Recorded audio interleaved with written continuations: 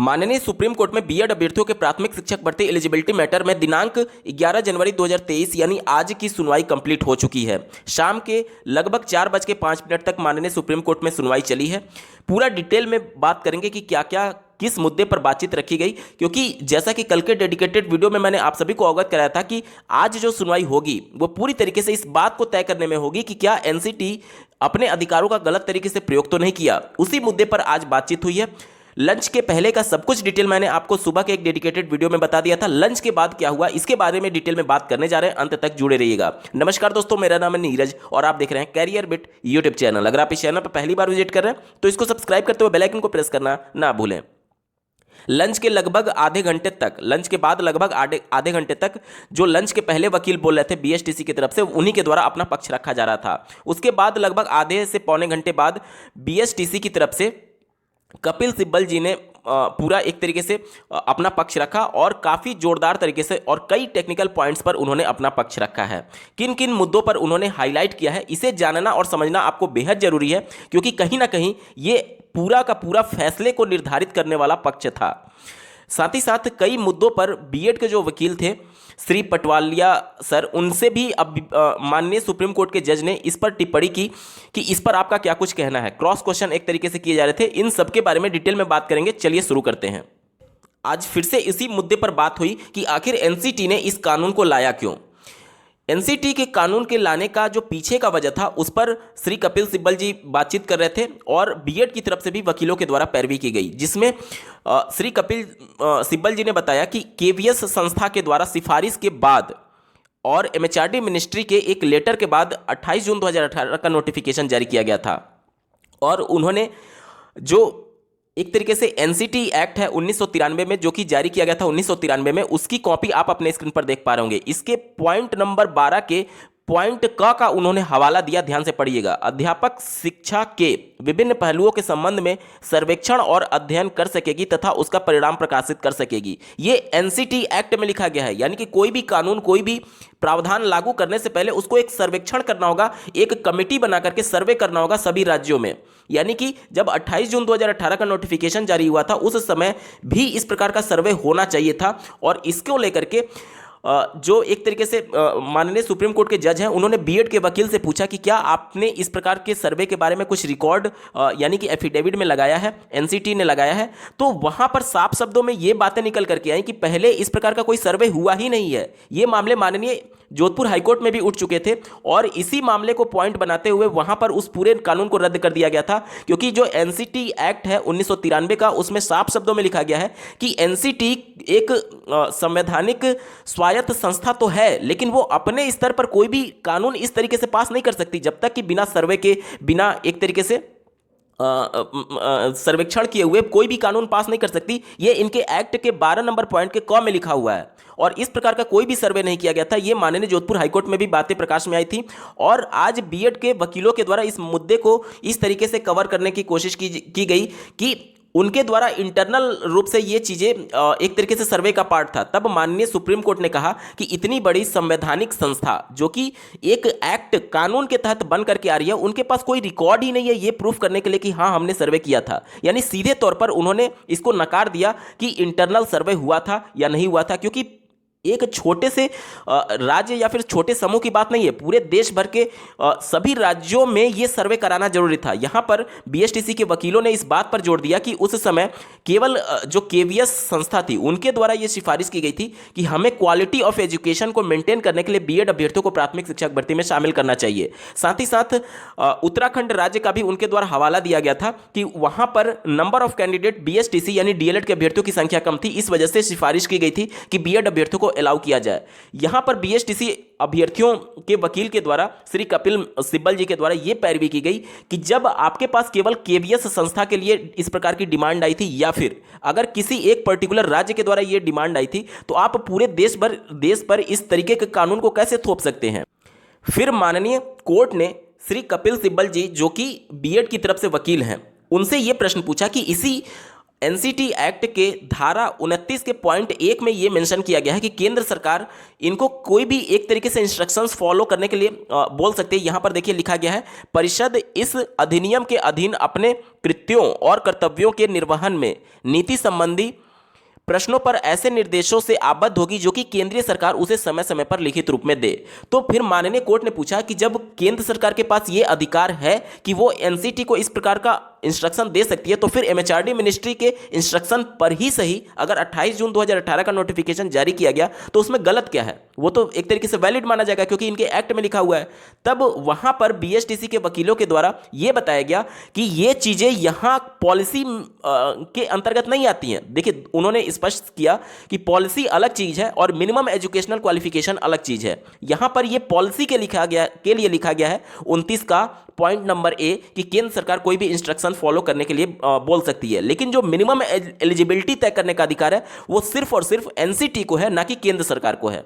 साथ ही साथ माननीय सुप्रीम कोर्ट ने आरटी एक्ट 2009 के धारा 35 के पॉइंट 1 को भी जिक्र किया। इसमें साफ शब्दों में लिखा है, आप अपने स्क्रीन पर देख पा रहे होंगे, केंद्रीय सरकार यथास्थिति समुचित सरकार या स्थानीय प्राधिकारी को ऐसे मार्गदर्शक सिद्धांत जारी कर सकेगी जो वह इस अधिनियम उपबंधों के कार्यान्वयन के प्रयोजनों के लिए ठीक समझे। यहां पर भी उनके द्वारा तर्क ये दिया गया कि यहां पर भी तो साफ शब्दों में मेंशन किया गया कि केंद्र सरकार के पास ये अधिकार है कि कोई भी इंस्ट्रक्शन वो अलाउ कर सकती है संस्थानों को। इस पर बीएसटीसी के वकील के द्वारा यानी श्री कपिल सिब्बल जी के द्वारा आरटी एक्ट के धारा 23 के उपधारा 1 और उपधारा 2 के बैकग्राउंड को समझाने की उन्होंने पूरा एक प्रयास किया है कि किस प्रकार से ये आरटी एक्ट बना। इसके पूरे बैकग्राउंड को उन्होंने समझाया कि देखिए, यहां पर पॉइंट नंबर 1 में धारा 23 के उपधारा 1 में साफ शब्दों में मेंशन किया गया कि केंद्र सरकार ने जिस संस्था को ऑथराइज्ड कर दिया है यानी एनसीटी को कि वो मिनिमम एलिजिबिलिटी तय करेगी, उस कंडीशन में अब एनसीटी के पास ही केवल अधिकार है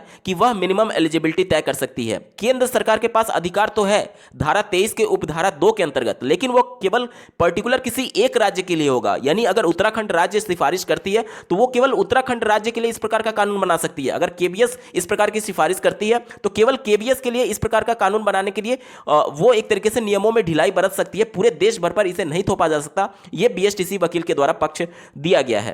उसके बाद से माननीय सुप्रीम कोर्ट के द्वारा यह बोला गया कि जब बीएड अभ्यर्थी हायर क्वालिफिकेशन है तो फिर क्वालिटी ऑफ एजुकेशन को मेंटेन करने की बात आएगी, क्योंकि केवीएस ने यही वर्ड्स यूज किए थे, क्वालिटी ऑफ एजुकेशन, जिसकी वजह से बीएड को शामिल करने के लिए पैरवी किया गया था। इस बात को उन्होंने बीएसटीसी के वकील को तर्क के लिए बोला कि आप इसको कैसे जस्टिफाई करेंगे कि बीएड अभ्यर्थी अगर प्राथमिक में आते हैं तो क्वालिटी ऑफ एजुकेशन नहीं होगा, इसको आप कैसे जस्टिफाई करते हैं।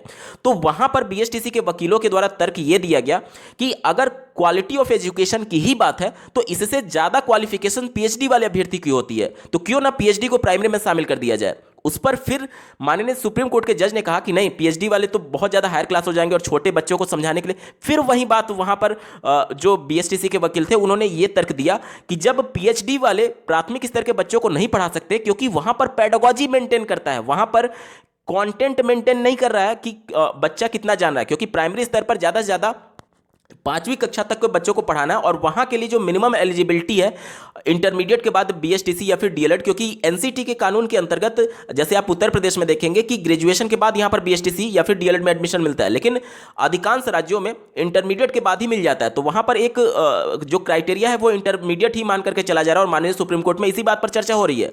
तो वहां पर बीएसटीसी के वकील के द्वारा यह तर्क दिया गया कि वहां पर पीएचडी वाला जब बंदा प्राइमरी में नहीं पढ़ा सकता तो उस कंडीशन में आप बीएड को क्यों मान रहे हैं कि यह हायर क्लास है। यहां पर साफ शब्दों में जो संस्था ऑथराइज्ड की गई है उसके लिए आरटी एक्ट के धारा 23 के उपधारा 1 में साफ शब्दों में मेंशन किया गया है कि न्यूनतम शैक्षणिक अहर्ता तय करेगी। देखिए यहां पर साफ शब्दों में न्यूनतम वर्ड लिखा गया है। इसी को लेकर के जो बीएसटीसी के वकील थे उन्होंने अपना पक्ष रखा कि यहां पर न्यूनतम बात की गई है कि मिनिमम एजुकेशनल क्वालिफिकेशन क्या होना चाहिए, हायर की तो बात ही नहीं हो रही है। अगर हायर की बात होती तो फिर आप पीएचडी को भी ले आते, उससे ऊपर भी ले आते, उससे ऊपर भी ले आते, लेकिन यहां पर हायर एक तरीके से अपर क्लास की बात ही नहीं हो रही, यहां पर मिनिमम की बात हो रही है। और इसलिए यहां पर उन्होंने सीधे शब्दों में कहा कि जिस प्रकार से आप पीएचडी को प्राइमरी में नहीं ला सकते उसी प्रकार से बीएड को भी प्राइमरी में नहीं ला सकते। साथ ही साथ उन्होंने ब्रिज कोर्स को लेकर भी कुछ बातें कही कि इनके द्वारा यह कानून बनाया गया कि 6 माह का ब्रिज कोर्स करना होगा और साथ ही साथ ये भी बताया गया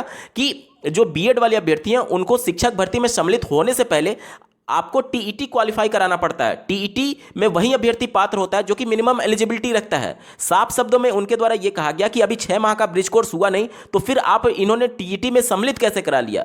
और इसके आधार पर उन्होंने कहीं ना कहीं बीएड का विरोध करने की कोशिश की है कि बीएड वाले अभ्यर्थी प्राथमिक शिक्षक भर्ती में पात्र नहीं है। कुल मिलाकर के आज की सुनवाई का थीम यही रहा कि आज भी पूरा तरीके से डिसाइड नहीं हो पाया कि एनसीटी ने जो कानून बनाया है क्या वो नियमों के अंतर्गत बनाया है अथवा नहीं बनाया है।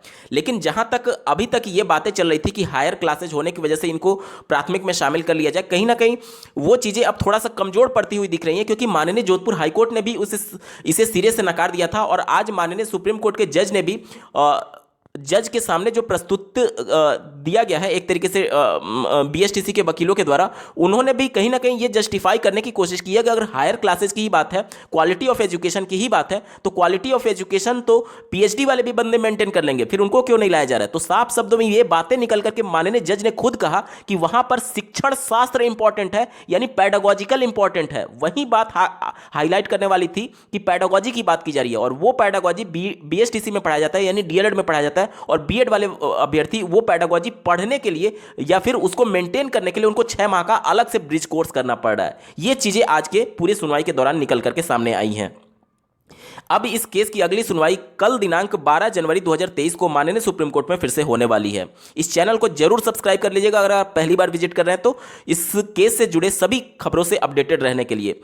हालांकि आपको यह लग रहा होगा जरूर कि यह पक्ष अब बीएसटीसी की तरफ जा रहा है, लेकिन नहीं, जब बीएसटीसी अपना पक्ष रख रही है तो जाहिर सी बात है आपको लगेगा ही कि बीएसटीसी का ही पक्ष सुना जा रहा है। कल जब बीएड का पक्ष रखा जा रहा था तो ये सब चीजें उसके फेवर में इस प्रकार से चल रही थी। तो जब तक कोई अंतरिम रूप से फैसला नहीं आ जाता तब तक आप कुछ भी नहीं कह सकते कि बीएड की तरफ जा रहा है या फिर बीएसटीसी की तरफ जा रहा है। अभी ये मामला बैलेंस की तरफ देखा जाएगा, क्योंकि बहुत कुछ चीजें, छोटी छोटी पॉइंट्स जिसे हम लोग इग्नोर कर सकते हैं, लेकिन माननीय सुप्रीम कोर्ट उसे इग्नोर नहीं करेगी। इस वजह से जब तक अंतरिम रूप से कोई फैसला ना आ जाए तब तक आप अपने फेवर में या फिर आप अपने अगेंस्ट में लेकर के ना चलें। बीएड और बीएसटीसी दोनों अभ्यर्थियों के लिए अभी बराबर का मामला बना हुआ है। किसकी तरफ पल्ला झुकेगा ये कल की सुनवाई में धीरे धीरे चीजें और परत दर परत खुलेंगी। लेकिन जिस प्रकार से माननीय सुप्रीम कोर्ट में 2 दिन से इस मामले की सुनवाई चल रही है, कहीं ना कहीं अब यह स्पष्ट होने लगा है कि अब यह मामला अंतिम दौर में है, और अब 1-2 दिन जितना भी सुनवाई लगे लेकिन यह मामला फाइनल होकर ही रहेगा। क्योंकि इतने इत्मीनान से लगभग